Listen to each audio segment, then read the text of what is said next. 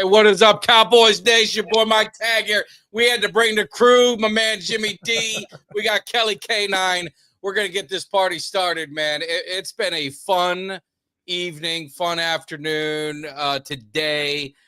Last night was awesome. I spent just a great time responding to comments. I'm sure you did too, Kelly. And Jimmy, I don't know. Your team was off, weren't they? You guys didn't have nothing to worry about. Or did you even play? No, we won. Hey, guess what? You won. I didn't say I'm so like this is why we need you, Jimmy, because I'm so dismissed from everything else that happened.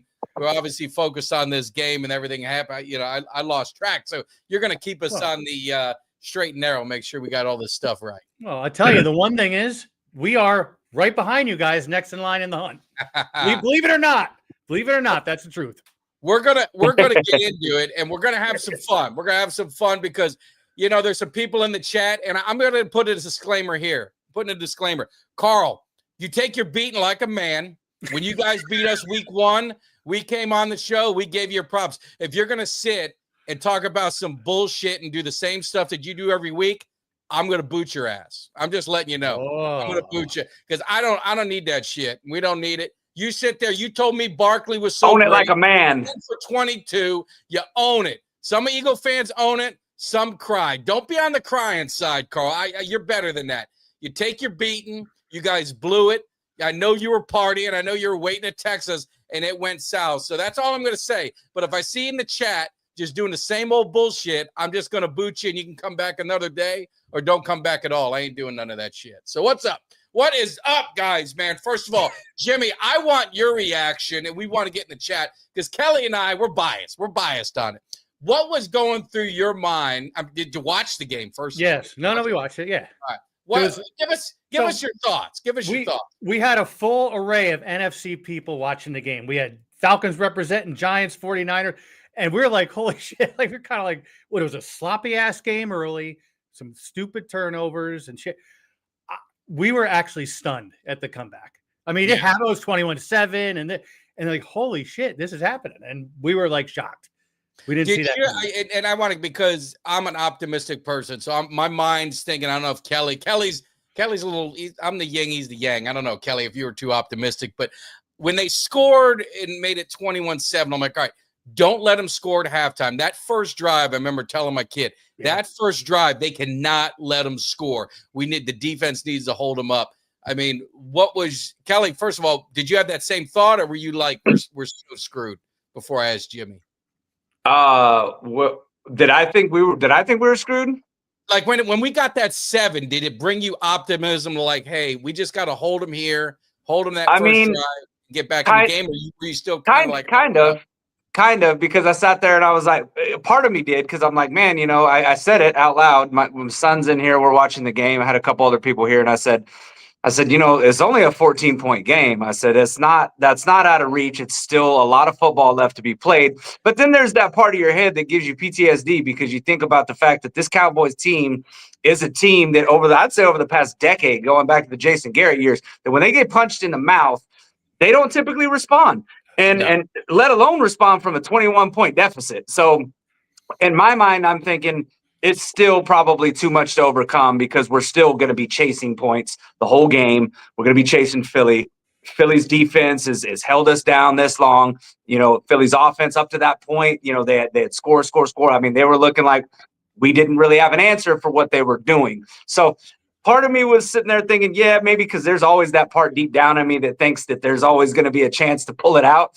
But then the other part of my brain, the right side of my brain that's got the PTSD, was sitting there thinking, this is going to end up going to be one of them 44 to 14 games where we score a couple touchdowns, but they're just going to absolutely curb stomp us. So that's kind of where I was at that point when we had 7 on the board. Yeah, no, yeah, it was there. So what were you guys thinking, Jimmy? Like, you had all these NFC guys. No one really Cowboys or Eagle fans, right? So you're just you guys are just watching football. What point in the game did you guys, or did you think, hey, man, I think that tide's turning? It was definitely 21-7. Even I'm sitting, I said, this is garbage. It's a garbage touchdown, because again, you guys have always been playing. If you're not scoring, your defense ain't holding them up. Let's be honest here. So when you guys took care of your business, early in that fourth quarter, I'm like, holy shit, this is happening. So yeah, but again, you question things all because of the sloppy. Like I said, it was a sloppiness, right? Really weren't securing the ball. But yeah, it was early in that fourth quarter. I said, "This is happening. Holy shit!" Yeah, we're gonna get into some of it, but looking back at that first half and the turnovers and just mental mistakes and the block punt, right? Or the tip, and you get the roughing the kicker. Yeah. And I'm thinking to myself, you hear NFL say, we made a mistake, we screwed up, we didn't have that close-up footage that the networks had. What? Had the Cowboys challenged it, then we would have eventually seen it. But that just blows my mind that in this era of technology where they can correct it, and they have done it, that they wouldn't do it. But I want to give you my opinion of it. And Kelly, your thoughts, and Jimmy, maybe you in the crowd. Flournoy is screaming and saying he's doing this over and over, and he's running to the coach and he's running to the sideline. That was a huge play. Challenging. I mean, I'm screaming, challenge it, and I understand Schottenheimer. He doesn't have the video or anything. But if my player is coming to, and he was very adamant about it, at that point, that was a huge swing. And why wouldn't you it's the first half? It's just challenge it. I mean, am I wrong? Were you guys saying the same thing? You guys in the chat too? Absolutely should have challenged it. Like you said, I mean, it was how can you tell me the league, and this happens every damn week, that the league doesn't have a close-up that the networks do? It was clearly visible. Yeah. That was crazy. No, I felt the same way. And it led to the second touchdown. It led to points for Philly. And so I'm sitting there thinking, like, in hindsight, obviously we were able to still pull out the win, but you at the time you're sitting there thinking, God damn, like now it's 14-0. And we should have had the ball back, which at that point it would have been 7-0. And I mean, I think that, at that point that there's a good chance we score and tie the game up. You know what I mean? And then maybe it's a different ball game. Who knows? But either way, it's worth the challenge. I mean, it was tipped, which would, nullify any penalty in terms of running into the kicker or roughing the kicker. And I mean, it was at the time, I thought it was kind of a huge moment. Yeah, I just thought it was just such game changing, and appreciate everyone jumping in, man. Make sure you guys hit that like, subscribe. Want to say real quick while we got you guys in here, I didn't get a chance to do it last week. We surpassed 700,000 views. I just want to let you guys know that we're probably going to be to 1 million views by the end of the season, which I think that's pretty damn cool for us, grassroots effort. And we picked up, thanks to the Eagles, we picked up like 78 new subscribers past weekend with all the videos. So just huge thanks to everyone for supporting the cave. And always, man, to hit that thumbs up, man, that definitely helps the algorithms and helps us out. And if you hadn't subscribed yet, do that. But the other thing in the first half, which really I ended up punching. I'm careful. I don't punch walls. I have a seat next to me, and I just punch that. And I've been having issues with my arm, so I re-aggravated it during that one. Is when Turpin is in the backfield, I'm like, why? And I said it even then. Why? As a play, before the play was snapped, I'm screaming, and then sure as shit, he trips over his own feet, hits the lineman or whatever, fumbles the ball, and just game-changing, punched the couch, hurt my arm again. What were you guys thinking? I know you want to get Turpin involved, but he's not a running back, man. I'm sick of this. You got Javonte Williams that's gashing. Just give it to a running back. Yeah, I don't like them giving it. I don't like them giving it to Turpin. I hated it when they gave it to CeeDee Lamb, got him hurt. Like, you got Malik Davis, you activated him off the practice squad, and he's done a fine job filling in. Let's just stop with the whole Turpin thing. Definitely not lining him up at a running back. It's different if you're running like that little jet sweep or a reverse or something, trying to get him out on the edge. But they just ran him straight up the gut, and that's not what Turpin does. He's all of like about 160 goddamn pounds. Yeah. Don't be giving him the ball again. And you've got the Eagles defensive front, which is one of the best defensive fronts in the league. And you're trying to run him straight up the middle. I mean, it was just disaster. And when it happened, I was cussing. I'm like, God damn, like what in the heck? Yeah, I'm going to be honest with you, man. Turpin, he made up for it with a big play after that fumble. He had that big catch. But Turpin he's been very shaky this year, to say the least, man. He's a guy that, if I'm Schottenheimer, I'm having a hard time trusting him at this point. He's had some crucial drops, the fumble. I don't know, man. I kind of just want to see Turpin on special teams, and that's about it at this point.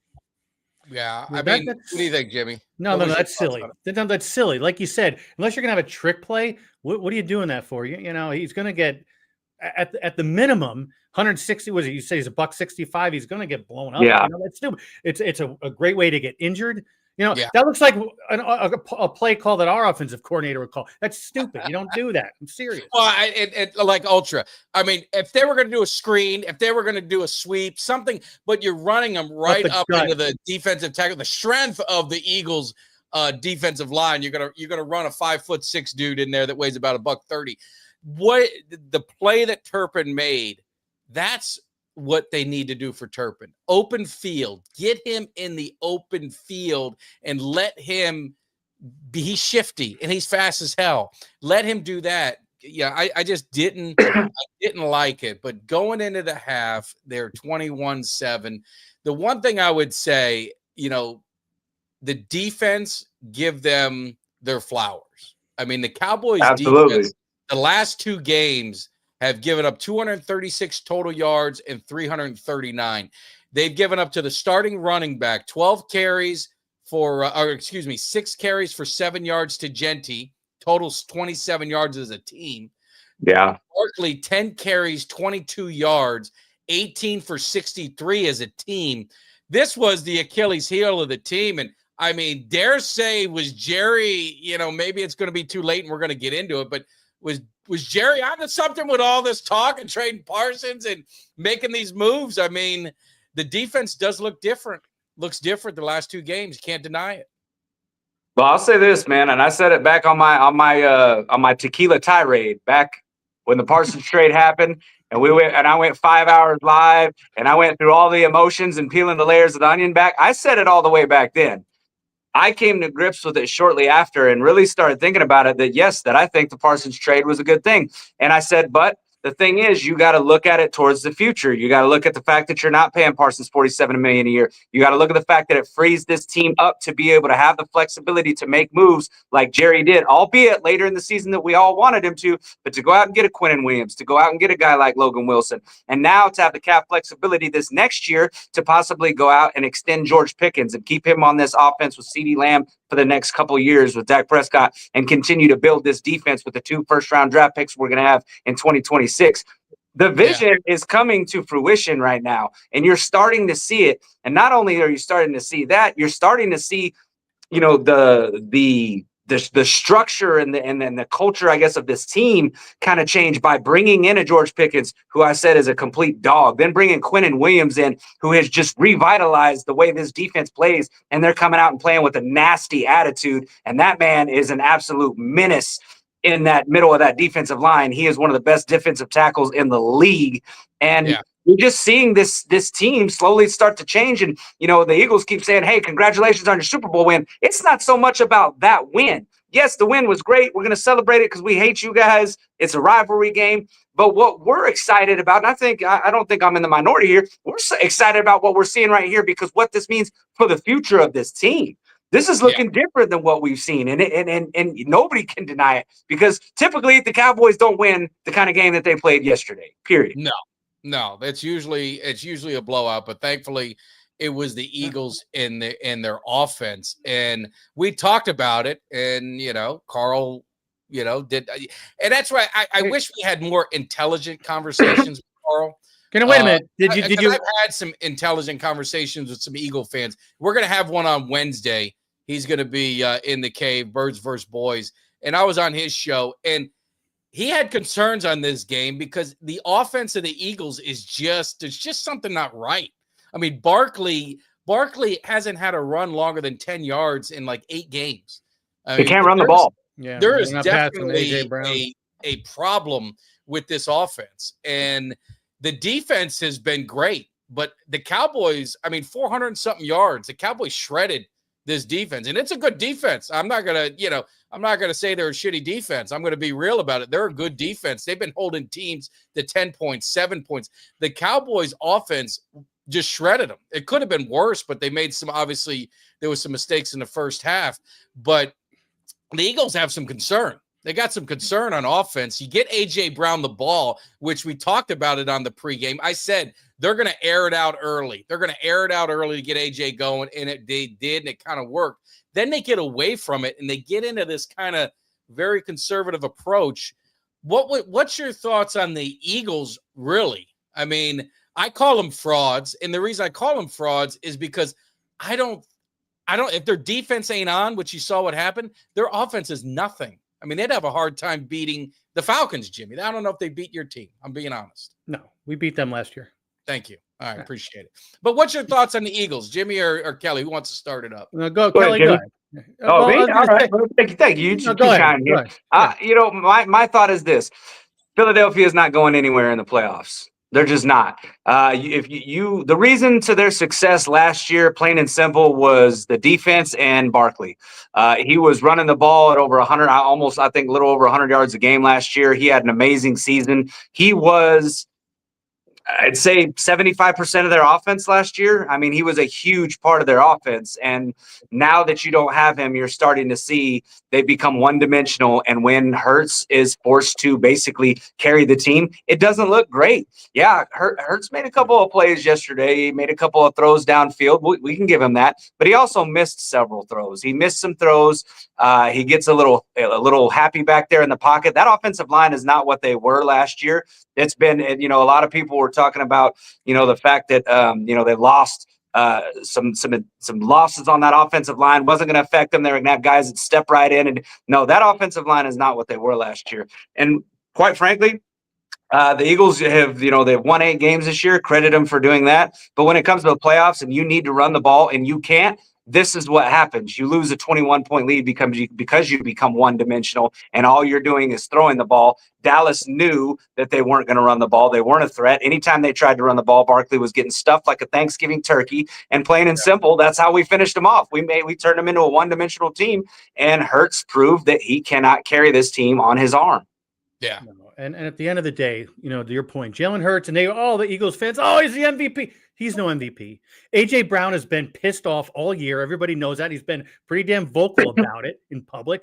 And yeah, Barkley, look, I'm glad when he's on the Giants, he got hurt all the time. I'm glad he's not getting hurt, but he took a beating last year, and he is not the same running back as he was. A lot of touches, not even close. A lot of touches. Now, can I just say one thing? And maybe I'm, trying to throw a little bit of gas on the fire here, but Carl is giving it maybe a little passive aggressive, kind of the point we're saying. Play calls in the second half, but Dallas didn't beat us. Hey, go blame your coaches. But we executed ours. I mean, if you got an issue, you got Juan Sirianni fired, and you want that's what I love about Eagle fans. You listen to the radio this morning; they want everybody gone. That's what I love about their fan. They want everybody. They want Hurts gone. They want Barkley out of here. Get rid of Sirianni. Get rid of the coordinator. Everybody's got to go. We lost the game. Everybody's got to go. I love that passion that some of them fans have. I do appreciate it. Some of it's delusional. They just need to, just take a breath. But what's up, Kelly? I just want to say, I seen in the chat real quick, and I want to make sure that this doesn't go unnoticed and unsaid here. Is Elijah Clark from Special Teams. Not a circle. Yes. The hungry player of the game, in my opinion. That play was the epitome of never quitting. That man got pushed into the turf twice, got up both times, still busted his ass all the way down the field, tracked the ball carrier and created that fumble. That was a pure 150% effort. I will take 100 of him on this team, because that kind of effort is what you need every single play. And somebody in the chat had mentioned that was an amazing play last night. I watched it probably 3 or 4 times today. There was a couple different highlight reels, and it just amazed me every time that guy, the way he got kind of manhandled from the start, never gave up, kept going downfield, caused that turnover. Amazing play, man. That was an awesome play. Yeah, and I'm going to be getting the game ball. I had him circled, and I had Sam Williams. I thought Sam Williams, we give him a lot of shit, and he hasn't produced like we thought. But I thought that hustle play to run back and go get Barkley and do that strip and force that fumble, I thought that was another big play. But yeah, Elijah Clark, I mean, just a rookie. That's how you make teams. You go back to Terrell Davis, and Jimmy, you remember that, I'm sure. Kelly, I don't know if you remembered it or not, but Terrell Davis in Tokyo trying to make the team absolutely annihilates the 49ers kick returner. And he was playing special teams. Next thing you know, he's a starting running back. He's a Hall of Famer. He's a 2-time Super Bowl champion. So hopefully Elijah Clark will have that same story where that gives him an opportunity to be looked at and to be thought of. And yeah, I mean, just absolutely love that play. It took me a minute because I'm Clark. I said, I know we got rid of the Damone Clark. Damone Clark, I know. I had to go look at the thing. It's like, oh yeah, that's that rookie we drafted. I think we cut him and then brought him back, or he's on the practice squad or something. But I thought that was great. I thought Malik Davis in spelling, Javonte Williams, I mean, had that 21-yard run. You're getting plays from guys deep in that roster and that depth chart, and you see things building. But I'm just telling you, I don't know if I'm repeating myself, I apologize. Osa, how much has Quinnen Williams helped Osa? Osa is a different player now that he's got, so you don't have Mozzie on the side of him now. Now people got to play him honest, and you see what he's doing. That sack on Jalen Hurts, game changing, and he's another one that if you want to do the old Tolo star up, star down, he's definitely a star up. I think he's played phenomenal the last 2 games. Yeah, no, I agree, man. We talked about it with having a guy like Mozzie Smith and having to play alongside Mozzie Smith. I mean, you're having to work twice as hard. And now with Quinnen Williams, he's freeing things up for everybody. You know what I mean? It's caving in the middle of that, that offensive line for opposing teams. And it's made a huge difference, man. It's made a huge difference. And you can't look at this defense from week to week and say, and then be like, not notice it. Quinnen Williams just jumps off the page every time he plays, and that's caused other people around him to be able to play at a high level as well. And, it's kind of that domino effect. Like I said, that defensive line all of a sudden being able to create pressure that we weren't getting in the early half of the season is causing the back end of our defense to actually look a little bit better as well. You're able to, guys don't have all day to throw the ball. So you're not having these wide receivers that are running wide open. I mean, look, if you look at the first half of the year and how them wide receivers were completely wide open to looking at what you're seeing now, the last 2 weeks since we've got Quinnen Williams, you're not seeing those same kind of lapses and assignments where when guys catch the ball, they're just completely uncovered. There's been some plays. They've had some plays on this defense, but they have been covered. And I thought actually covered pretty nice. Actually, there was one where I think it was Kalen Carson that had a play on him. And I mean, it was great coverage, but it was just a better throw and catch. So Quinnen Williams has done wonders for the defense, man. Yeah, no. And just looking up the injury, because I know we're on a short week. The only one that seems like he's probably not going to play, and just listening to Shoddy today, is Tyler Guyton. I think Quinnen Williams, he did come back in after that rib shot, so I think he's going to be fine. Obviously, it was a physical game, but seems like everyone is going to be good to go for Thursday except for Tyler Guyton. Let's take a quick pause. We got another person in the cave, so just want to make sure he gets his time and get his thoughts on the game. I don't know. Maybe he was there. Maybe he had money on it. Hey! Cheech in the house. What is up, Uncle Cheech? What is the good word? What's the good word, Uncle Cheech? Buonasera. I enjoyed that game. I know you guys are all happy. Oh, very happy. Very entertaining. What was your thoughts, Uncle Cheech? I mean, were you along the same line as us? Did you think the Cowboys had a shot, or you think they were kind of dead in the water? When they stopped it from scoring, I said, man, there was a lot of time left. Yeah. When the defense stepped up, and then I was telling Maria, I said, there's a lot of time left in this game. And said, they got a chance to take them. And you did. That was they did. Good win. It tied the largest comeback in Cowboys history. A lot of you guys will remember this because they were the modern era ones. Tony Romo, if you remember that Rams game where the ball was snapped over his head and he went running all over the place.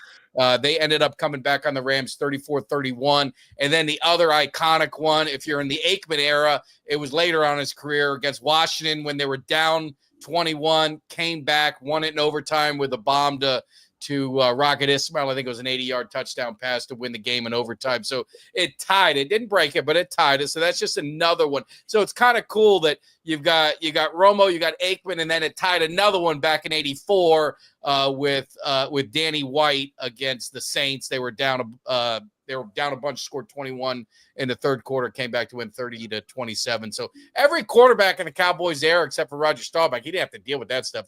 Those teams are rock solid. They weren't going to go down 21 points. That wasn't going to happen. But Uncle Cheech, I'm going to tell you guys something. I told Kelly in a chat, I'm probably the most superstitious Cowboys fan that I know. And I just needed to change some mojo. So halftime, you know how you can do an in-game bet? Whenever I bet against a cow, if I do anything crazy involving the Cowboys, I usually lose. So I said, I just got to try something. So I just put $20. That's all. I'm going to put $20 on Philly, and it was given 13.5 at halftime. It was 21-7. And I just bet it, and I just looked away, and I said, all right, the Cowboys are going to come back. So in my mind, I always do these superstitious things to try and see if I can change the mojo. But what I did do is I listened to Uncle Cheech, and I put $180. I put the rest of my $200 in my little kiddie pool to bet, and I bet it on the Rams. And the Rams absolutely annihilated the Tampa Bay Buccaneers. Cross-country trip, like you always say. But so I got my money back and then some to reinvest on your picks. Give us your picks this week. I'll tell you what, the Rams look like they're today probably the best team. Yeah, from what I saw. Yeah. Another story. And even when Mayfield getting hurt, they still would have beat their ass. Yeah. That long flight does you in. So what do you got on the docket? Oh, we're gonna have fun this week. Are we mixing a lot of college? Or are we doing a college pros? We got a lot of games. We're gonna have a lot of fun. We're gonna have Texas A&M at Texas. I'm gonna take Texas plus 2.5. Whoa! Wait a minute. To knock A&M out of the undefeated range. Wow. I got some friends that would be very upset. One of them's in the cave. I don't think he'd be too happy. Would you like that, Kelly? Been pretty quiet down there. I would not like to hear that. What's our next one? What do we got? Okay, Houston at Indy. I'm going to take Houston plus 3.5. Quarterback is back. When I watched that defense, I talked to you about that. Yeah. Their defense. And Indy, they let it slip away. Yeah. So I think they're more pretender than contender. I think Houston beats them. Well, I agree with you 100%. Any arguments from you guys on Houston beating the Colts? Everyone's in agreement. Look, no one's disagreeing with Uncle Cheech. No. I mean, I'll never disagree with my Uncle Cheech. I'll tell you, that was a brutal defense. I mean, they gave him a beating. Rough him up. They did. They were everywhere. Okay, another simple one. Even if I think it, I'm not going to disagree with Uncle Cheech. New Orleans at the Dolphins. I'm going to take the Dolphins and give 5.5. I'm giving you an extra pick this week. Oh, very nice. I like it. I like it. The Dolphins over New Orleans stings. Dolphins ain't much better, but they're good enough to cover. Now, my upset, we'll have a lot of fun. Ohio State at Michigan. I'm going to take Michigan plus 10.5 to knock them off. They beat them 4 times in a row. This will make it 5. Big rivalry game. Michigan home. I'll take the 10.5. So are you doing this because you knew Kelly was in the cave and now you just basically handed Texas Tech the number 1 or number 2 seed in the playoffs? Oh, I didn't know he was going to be here. I gave you my picks this morning. Now Texas played pretty good. Texas A&M, they struggled. They were lucky to come back from that other game. Yeah, but they came back. It says something. But they were no, that's true. But I mean, a massive favorite like that. Yeah. And I don't know. Texas really don't have anything to lose and everything to gain. So, even if Texas A&M loses, it's not going to knock them out, I don't think. Well, let's ask. You're a big college guy, and let's just ask off subject. You're looking at the college football playoffs. You've got a lot of interesting scenarios. Miami's in a tricky spot, which I'll be honest with you. And Kelly, you can disagree. Let me know if I'm wrong. How the hell is BYU and Utah in the same class and the same talk of my? They've beaten nobody. They've beaten nobody. And when they went up against a formidable opponent, they got smoked. I mean, why? Why the love fest? Kelly, you guys got to beat BYU when you play them in that championship game, because I think that'll do them in for us. But Miami has a shot of not making the college football playoffs. Yeah, I don't really know what I'm not really sure. BYU and Utah both got we smoked both of them, and it wasn't close. The closest one was, it was funny because Utah fans and BYU fans were arguing over which loss was closer. They both got beat by over 3 touchdowns, so they're both. And I think when Tech plays BYU in the Big 12 championship, I think they'll smoke them again. So yeah, I don't really know, but you don't worry about it, man. We'll handle them in the Big 12 championship. Tech ain't losing to BYU. They outclassed them on the field, and I mean that game was never even close. So I don't think it would be the second time around. I think it'd be more of the same. Yeah, no, I hope you're right. Yeah, we beat Pitt. I mean, or the head-to-head don't mean anything. They got to put us in over Notre Dame. Forget about the head-to-head. If they are not gonna, if you have the same record and you're within that same group, if you're not going to put Miami in after they beat Notre Dame, and Miami's resume is better wins than them, I don't understand how you even just can be legitimate and just, because if I'm Miami, I'm not playing. I'm just going to play the ACC. I'm just going to play the ACC and just be done with it and just play your conference and go to the ACC championship, and you get an automatic bid. Why play? All about the shadow. I know. Yeah, the shadow. It's frustrating. You got I mean, I understand we want to be respectful, but are you really fucking going to, I'm sorry. Are you going to tell me, are you going to tell me that Tulane is a top 12 like contender that deserves to be in the playoffs? I mean, are we being serious? I mean, what they need to do is they need to create 2 tiers. You know, they have the NCAA March Madness and you got the NIT. They need to have the second tier in there and put the elite up in the top. And you can have 2 national champions. You have the second tier that no one cared about, like the NIT, and then you have the legit one, right? Tulane don't belong there. You'll see when it starts. We got to beat Pitt first. So no, I know if they lose to Pitt, they don't deserve it. Make any difference. They don't deserve it. Let me give you my locks. So I can get in there and get ready for the football. I'm sorry. Go ahead. Give us your lock. I apologize. My lock. I got side. LSU at Oklahoma. I'm going to take Oklahoma -10. Oklahoma, good team. LSU stinks. I don't care if they get what the hell is his name?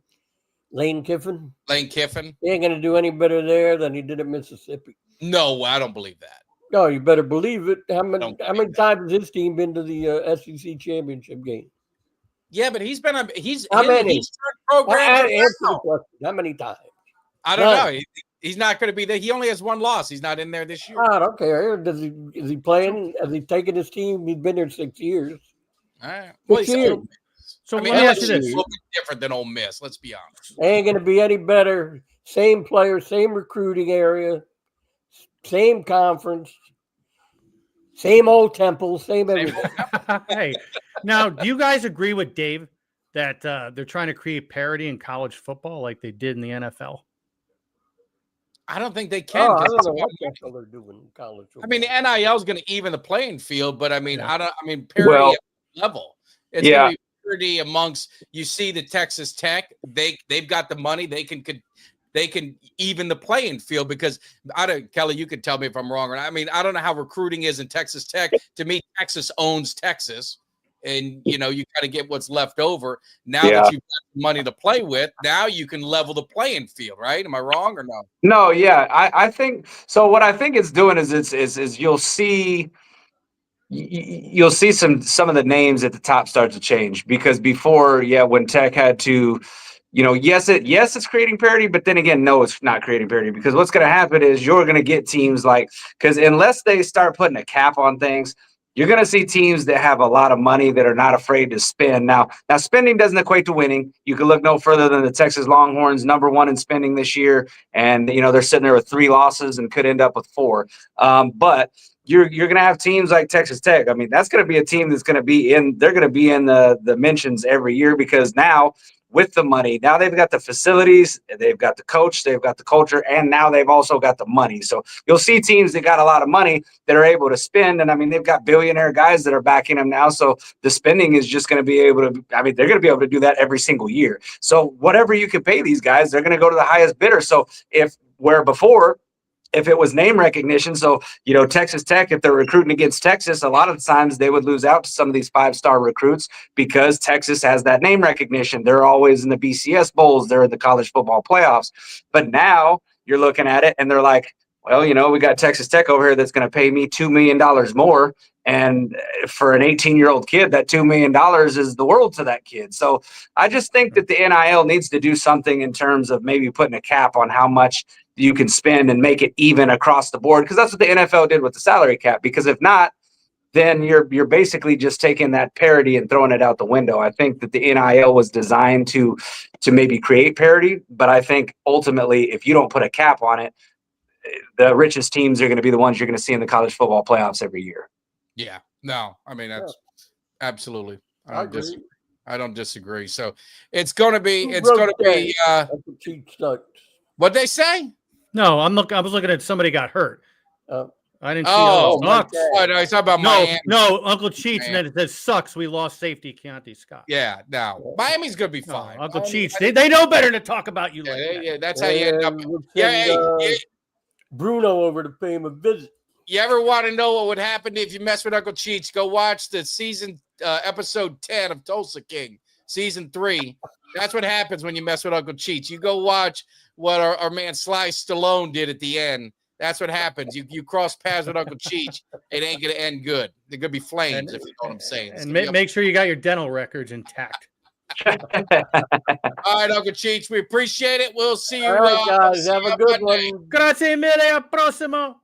We'll see you. You win Thanksgiving night. All right. Yep. We'll see you. All righty. Take care. Hey, so before we go further, I don't know if you saw, we got spammed out. I went to delete the spam person. I accidentally dinged Ultra. How do we unding Ultra? You blocked him, or did you just mute him? No, it blocked him because I tried. There was a spam and got blocked out, and then how do we? I know this happened once before. Yeah, I have to go back in and kind of do this whole thing. It's not easy. Not easy, but I'll figure it out. But I'll apologize to him. I apologize. Sometime we'll apologize. But hey, getting back to the NFC, the Cowboys in the playoff picture. So, looking at the breakdown of this, we got a free Ultra. The breakdown. I agree. That was on me. And the odds of the Cowboys getting into the playoffs. I mean, first of all, I'll just say, Kelly, what do you think the odds and what do you think needs to happen? And I'm going to share some research I did and kind of give you an idea of what would have to take place and what you need to really root for. As far as the playoffs go, man, and what our chances are to get in the playoffs, I still think it's a long shot. Unfortunately, I think we got started on this new, whatever you want to call it, the turn that this team has seemed to take. And I think we started that a little bit too late, and I think it'll come to bite us in the end. But look, crazier things have happened. And after last night's win against, because here's the thing is, how long has it been since this team, I would granted it's the Eagles and we split with them almost seemingly every year, but what this team did last night, who's to say that can't galvanize this team and that can't propel this team to run the table? And I understand there's going to be people that say, oh my God, you win 2 games in a row and now all of a sudden you're running the table. Is that what we're doing here? I'm not saying we're going to. I'm saying that the confidence level that this team has based off of that win, based off coming back from 21 down, based off doing some things that this team, many members of this team have never been a part of in a regular season period. They just don't tend to come back from these, and especially against the better teams and the top tier teams. So you look at this and you look and you say, we've got Kansas City and we've got Detroit next 2 games. Those are both going to be tough games. But if the Cowboys win both of those games, if they win both those games, their next 4 games, those are all pretty winnable. Yeah. You've got, including a game against the Washington and the Giants that I think are both winnable. So is it out of the realm of possibility that if the Cowboys win Thanksgiving and then if they get a game again against Detroit, that they could, and if they run the table, they end up with 11 wins? Nobody would see that coming, but 11 wins getting you into the playoffs. I think 10 wins get you into the playoffs. So could I see this team rattling off a win streak here? I really could, man. This, I'm getting optimistic. I said it today in the group chat. The Cowboys are fucking around and giving me hope playing like this. But when they play like that, how could you not look at how that team is playing and say that that is a winning formula? They're playing good defense. They can run the ball. They can throw the ball. They can hold teams down. They can make comebacks. And I understand it was the Eagles and their terrible shaky offense that's been teetering on the verge of a breakdown for weeks. But what we've seen the last 2 weeks has been encouraging from a fan standpoint. And I think that they've given me a whole hell of a lot more hope than I had after that Arizona game and that debacle we saw on Monday Night Football just a few weeks ago. Yeah. Well, I might break this down for you guys tomorrow because I'm off. I'm on vacation. So I got, I did patio work and I'm supposed to finish my new studio and my Cave 2.0, but the dude never delivered my framing that I had some stuff getting framed. So then I wasted that. So I got my PlayStation in here. Now I'm turning this into my little room, my little getaway. But I did a playoff predictor and you go through each game, you kind of run through it. And I got Dallas making the playoffs with losing a game. If they, if they run a table, they're in, but losing a game. The only way that I see a path to the playoffs for the Cowboys is Green Bay has got to lose to Chicago, and then Chicago's got to lose some other games. The problem with the Cowboys is they screwed themselves with the Arizona game, which just absolutely just kills me, and it's going to be just like that one year where it come back to bite you. But they put themselves in this position where they've lost almost every tiebreaker. So the only way for them to get in is they've got to win out. And they lose the tiebreaker to Green Bay for whatever reason. It's got to be interconference play or something like that. I didn't go that deep into studying it. But whenever the Dallas Cowboys are tied with Green Bay has the edge. So they've got to get a game above Green Bay. That's the problem. They could get a half game above Chicago because that tie would help them. So the Cowboys, to your point, Kelly, the only sure way to do it is to run the table. And if they can do that, then it's all forgotten. But it's a crazy league, Jimmy. Your Falcons, yes, they have hope now because Baker Mayfield. If I don't know how long he's out, if he's going to be hurt, or if it's whatever it is, but that Carolina's got a tough stretch of their schedule. Yes. If you look at their schedule, the Falcons are right in, and I think you're only going to get one out of the South. I think you're going to get one or two, depending on how it goes, out of the North. If you get two, we're screwed. That's the tricky part because I think the way their schedule is. Unless San Francisco collapses, I just don't see how they're not going to get in. And the Rams in Seattle are, they're pretty much almost going to be a shoe-in. Philadelphia is going to be in. So Dallas needs green. If you're scoreboard watching, you need the collapse of the Panthers, the Bears, and the Packers. So we're rooting for San Fran tonight, then, right? Yeah. Is that what you're saying? No, San Francisco's playing the Panthers. Yeah, you pretty much eliminate them because I don't think we can catch San Francisco. I can't. Isn't San Francisco? That's what I want to see. Bobby's showing some respect. See, Bobby, that's different than Carl. Bobby, I give you, as a man, I give you props. You didn't come in here with no bullshit. You said, you know what? You blew it. That was a win. They The better team won. You stutter, Jimmy. What did he do, Jimmy? He stutter stepped. They dropped the ball. Dropped the ball. To make Bobby, that mistake again. Yep. And I want to go ahead and commend Bobby too. You guys did. You blew it like Monica Lewinsky did with Bill in the Oval Office. Good job. Good job recognizing that you guys blew it, and way to show up in the chat. You said you'd be here, and way to show up and take your lumps like a man. But he didn't do the Carl Reddick where Carl's like, oh, like 5-5-1, like, oh, we're he didn't Congratulations, non-playoff team. Congratulations, I talked my shit. Bobby was in here talking his shit, and they lost just like we did. We talked our shit when we lost. We were here on Monday or Friday. Yeah, whenever the game was on a Thursday. And we said, hey, the Cowboys blew it. They had opportunity. They dropped some passes. Better team won that day. That's the way it is. So definitely. Well, that's how it is. You can talk your smack, but if you're in complete denial, that's when people start calling you delusional. And they don't really. It's hard to have conversations with delusional fans because if all you're gonna do is just sit there and just spout off a bunch of nonsense, 30 years of nothing, 30 years of 5-5-1, dude, come on, man. You blew a 21-point lead, the second largest blown lead in Eagles history. We are now in your history books. All right. You blew it. You showed up in Dallas. You thought you had it. You were up 21. You were ready. You guys probably had little chubs in your pants ready to come on the Cowboys cave. And then Daddy Dak Prescott showed up and smacked y'all around like the petulant children y'all are. I don't know. I think by halftime they already jizzed in their pants. It was, there are so many classic videos. The one thing I'll never do, I think, Kelly, you might have done it once, but I don't think you've done it again. I'll never go on a video before the game is over. Did you ever do that, Kelly? Didn't that happen to you once where you went on a little early and we ended up blowing the game? Did that happen to you? It happened to someone I know. I don't think so. I don't ever do that. It was someone I knew did it, and it was just like you can't. Because if you delete it, everyone knows you deleted it. I would never do that. Now I have made tweets before. I've made tweets in the past, where I've made a tweet before. Like I remember one time I tweeted, I think it was against the Eagles. And I was like, man, Jalen Hurts, and the Eagles look like trash, and it was the first half. They were down big. Then they came back and won the game. And I caught shit the rest of the, for a lot, but so, I try not to tweet anymore until the game is over and I know it's secure.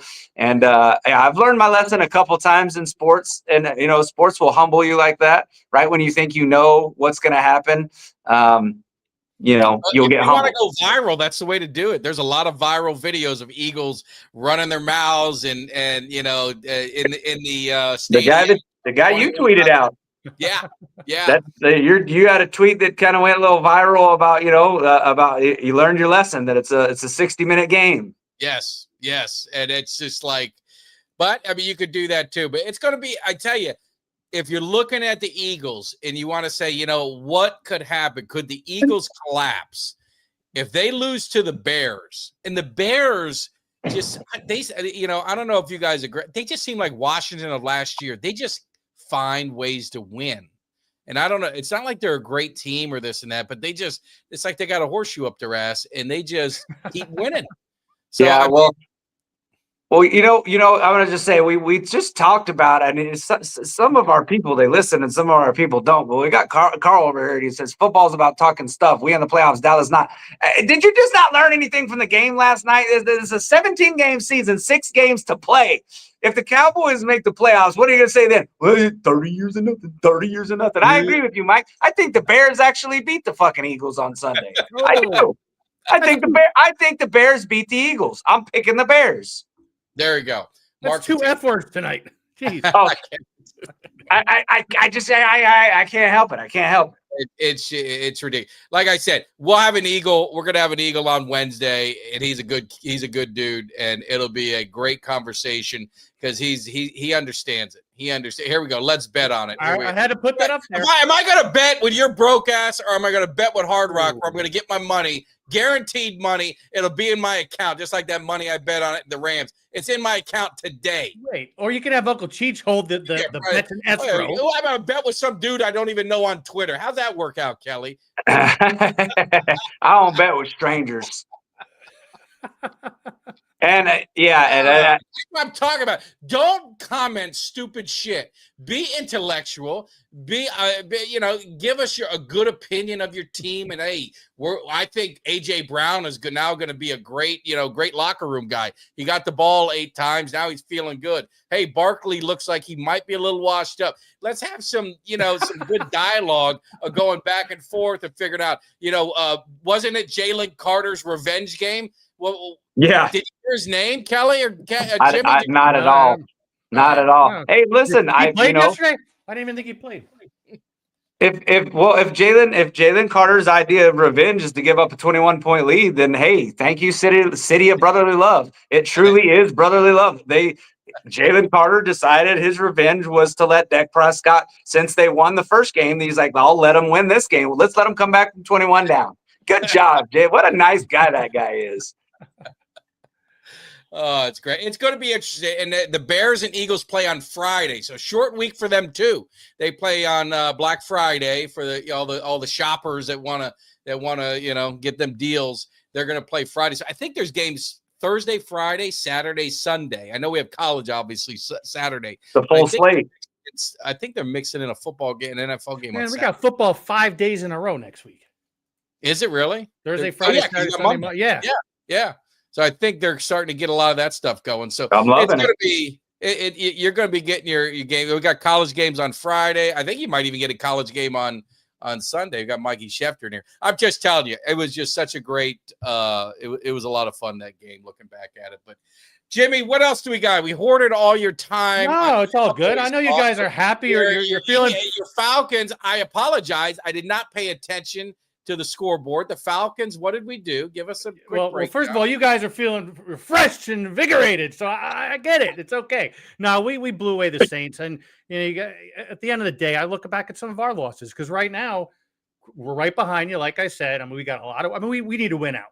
I think for you guys, you got to win your division. We have to win the division, right? Exactly. Unless there's major, which ain't going to happen. Yeah. There needs to be a lot of other things fall in place, but we still have the Buccaneers. We have the Saints again, right?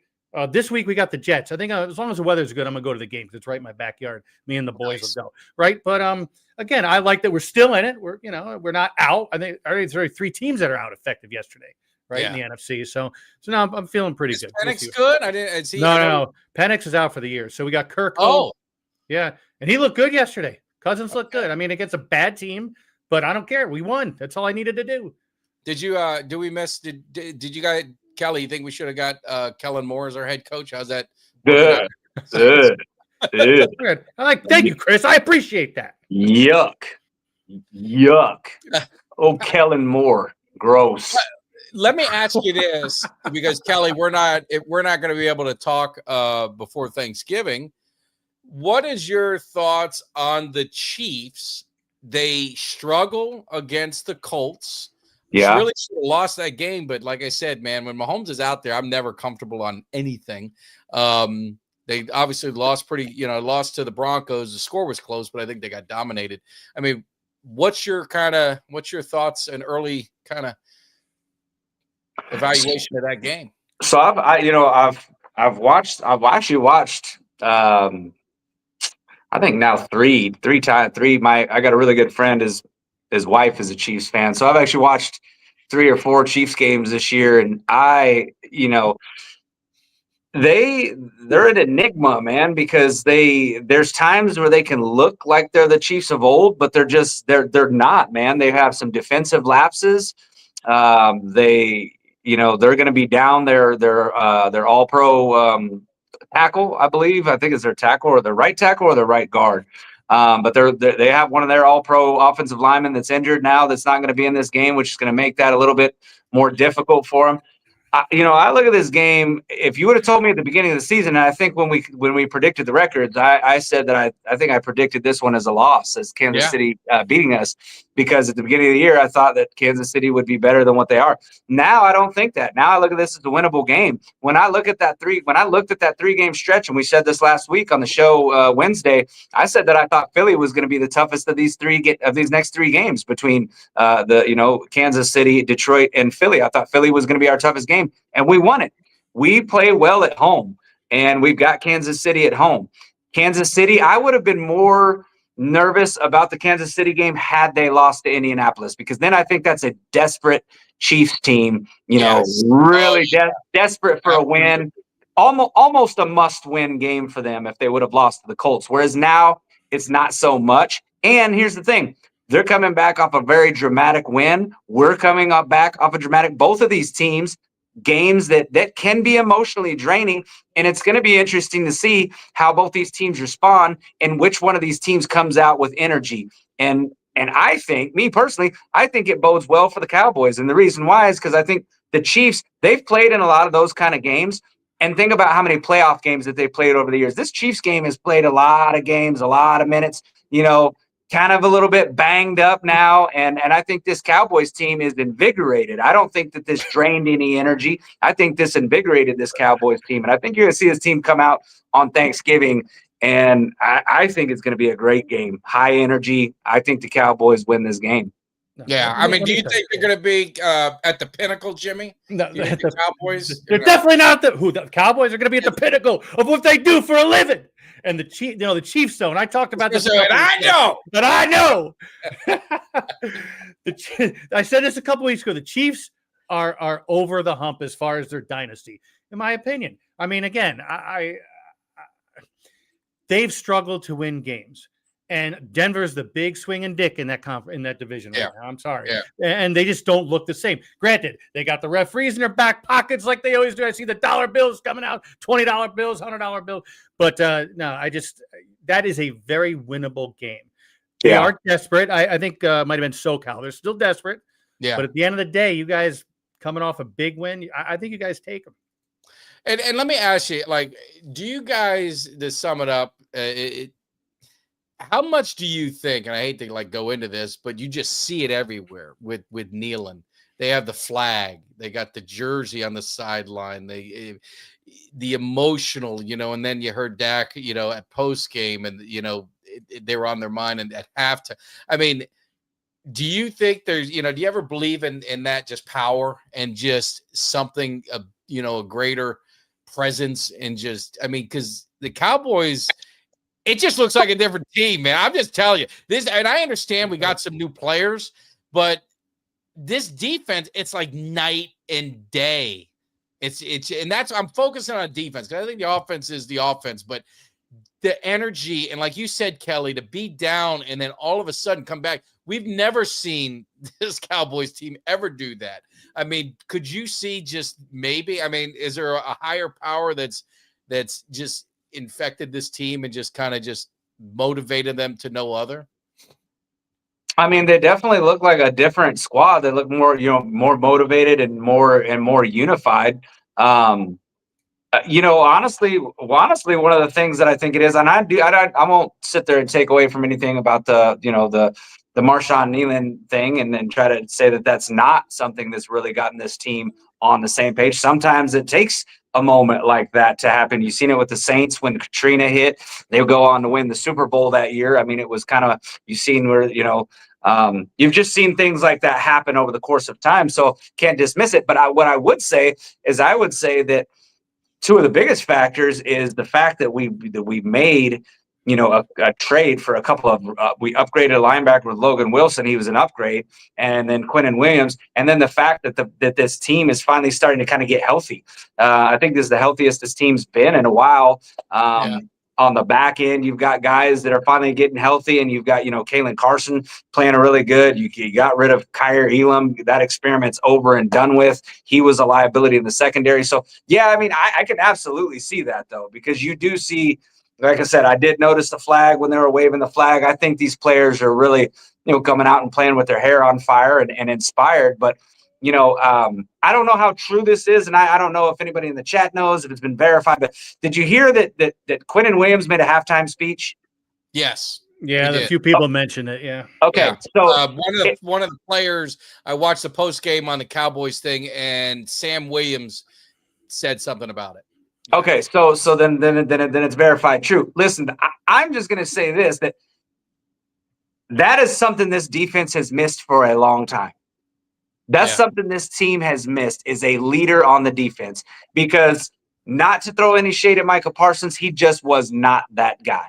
He wasn't. Plain and simple. You had his podcast where he called out some of the other defensive players. You don't think that shit rubbed people wrong in the locker room? You think people like that? No, they don't like that. They like people that are accountable for their actions. And the fact that this is only Quinnen Williams' second game in Dallas and that he was able to go in there and captivate a locker room with a halftime speech and this team come out and just absolutely dominated that second half, that says something to me right there. That says that we got ourselves a guy on this defense that can literally rally the troops. And you need guys like that because your guys next to you on your left and on your right, they're going to play their asses off for you. And the fact that he's doing this in only his second game, I mean, that's huge. The Quinnen Williams effect is beyond what I thought it could be, and we're only 2 games into it, so I'm just over the top. I might go buy me a Quinnen Williams jersey for my birthday. I'm tempted to. The thing I would say too about him, and most people follow college football know. I mean, he played at Alabama. He won some national championships. He played for Nick Saban, and so he, he was with the Jets, and the Jets just stink. But it wasn't because of Quinnen Williams. He was a dominant player. He was a leader on college. Even Tyler Booker if you watch the post-game show on the Cowboys network as well, he talked about what Quinnen Williams means. I mean, he was talking to Quinnen Williams before he was even a Cowboy. He looked up to him when he went to Alabama. He wanted to know what agent he had. He asked him advice on life, advice in the NFL, advice in college. He just has that leadership, to your point, 1,000%. And you can't put a price on that. You can't measure that because you see it. We talked about how did this team come down 21-0? What is the difference? Because we've seen this team 1,000 times and it hasn't happened under this regime of core players. And the difference is Quinnen Williams, right? I mean, that's the big difference. And when you hear what he said, which you confirmed and we talk about that, I mean, you're probably 1,000% right. Hey, look what David's saying. He's talking about the confidence, Mike Tag. You got to have confidence. You see that confidence? Can't be a coward. He's got to talk like the winners. He's got to talk.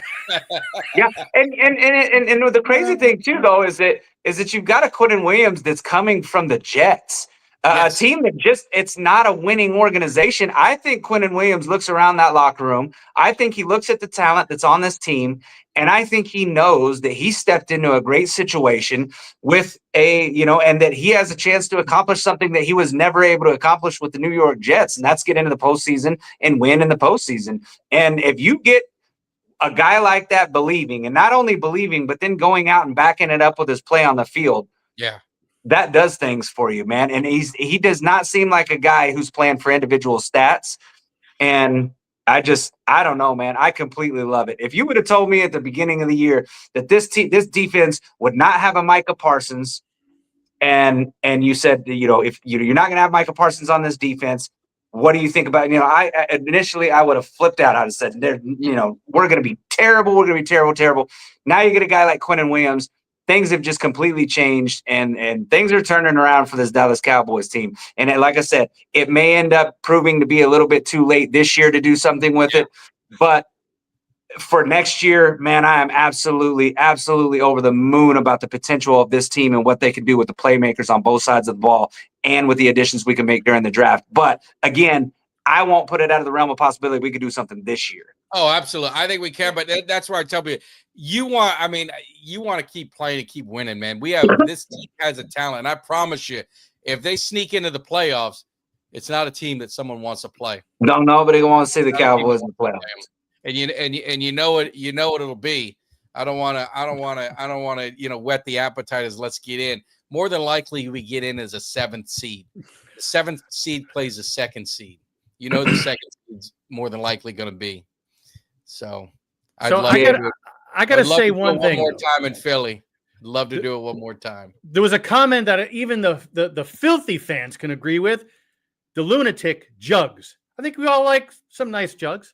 Absolutely. What are we talking about? Do we all agree with that? I hope so. Yes. Yeah. I do. The lunatic jugs. I'm a fan of it. So, hey, we got, again, almost over 400 people in the chat. We had over 1,000 over the weekend. So definitely the channel has grown, and the way you can continue to help the channel grow, hit that thumbs up, hit the like, subscribe. Make sure you share it on all platforms. If you're watching on Twitter, head over to YouTube and hit that subscribe. So share it on X, share it on all the social media platforms. Tell Cowboys Nation this is where we're at, and we have a lot of fun, man, with you guys, and definitely appreciate the great content, the great insight. You always get a couple meatheads that don't know shit or just have to just sit in the chat and just put stupid shit in there. I typically, like I said, I always ignore that, but at some point it just kind of gets tiresome and gets old. But Kelly, happy birthday. When's our birthday? Birthday. Oh, when's your birthday? Thanksgiving. Isn't it? It's Thanksgiving. Oh, very nice. Well, you're going to get a birthday present. That Cowboys win. You're going to get that. Goddamn right. Ain't nothing better. Ain't nothing better than a win for the Cowboys on your birthday. He's got to open his prize. Absolutely. How could they be so dumb to schedule the Chiefs on his birthday? Knowing that B5-4-FUM. How could they be so dumb? All right, guys, we definitely appreciate it. Kelly, safe travels on Thanksgiving. Happy Thanksgiving to everyone. I'll be in the cave on Wednesday. I got a Philly guy where he's coming in to admit he's coming in because I was on his show. I said, win, lose, or draw, you better show your face. He said he would. He's a man of his word. So we'll be doing a show on Wednesday. Have a good time with that. Just talk about the NFC East. But Kelly, safe travels. Happy birthday, Jimmy. Happy birthday. Happy Thanksgiving. Appreciate it, everybody. Guys. Everyone else, if I don't see you on Wednesday, you guys be safe. Enjoy it. I'm on vacation all week, so you never know when I'm going to pop up. So I'll see you guys. See you. Give me somebody that's hungry. Give me somebody that's hungry. I need somebody.